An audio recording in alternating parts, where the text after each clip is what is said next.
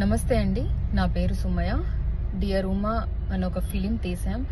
ఆ సినిమా ప్రొడ్యూసర్ని, అలానే ఆ సినిమాలో హీరోయిన్ని. మేము ఈ ప్రమోషన్స్లో చాలా బిజీగా ఉన్నాం.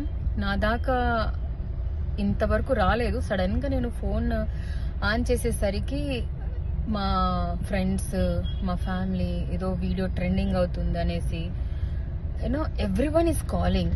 అంటే ఎంత టెన్షన్ క్రియేట్ చేసిందంటే నేను అనుకున్నా ఏమైందబ్బా అని. తీరా చూస్తే ఒక వీడియో, ఎయిర్పోర్ట్ వీడియో. ఆ ఎయిర్పోర్ట్ వీడియోకి వాళ్ళకి నచ్చినట్టు ఏదో కామెంట్ చేసుకొని ఏదేదో పోస్ట్ చేస్తున్నారు. ఒక అమ్మాయిని పెట్టుకొని దయచేసి ఇలా అంటే నిజాలు తెలియకుండా చెయ్యకండి. అంటే రాజకీయం చేయొచ్చు, కానీ ఒక అమ్మాయిని అడ్డం పెట్టుకొని రాజకీయం చేయకండి దయచేసి. అదే నా పక్క సీట్లో ఇంకెవరన్నా ఉండుంటే, మీకు పడని వాళ్ళు ఎవరున్నా కూడా ఇలానే రాస్తారా? ఒక ఉమెన్ కి ఇచ్చే రెస్పెక్ట్ మన ఇండియాలో ఇంతేనా?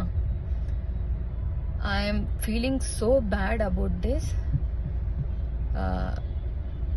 నాకు అసలు మాటలు కూడా రావట్లేదు ఏం చెప్పాలి అని. ఎందుకంటే దాంట్లో నిజం లేదు. మా ఫ్యామిలీ ఫొటోస్, మా family gatherings.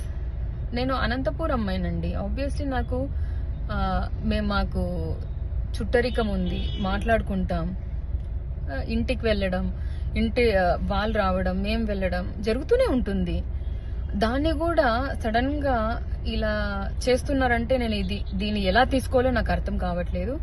Please negative spread చేయొద్దు. Support women. నిజం ఉంటే మాట్లాడండి దయచేసి. ఒక అమ్మాయిని ఇంత ఫోకస్ గా చేసి రాజకీయం చేస్తున్నారంటే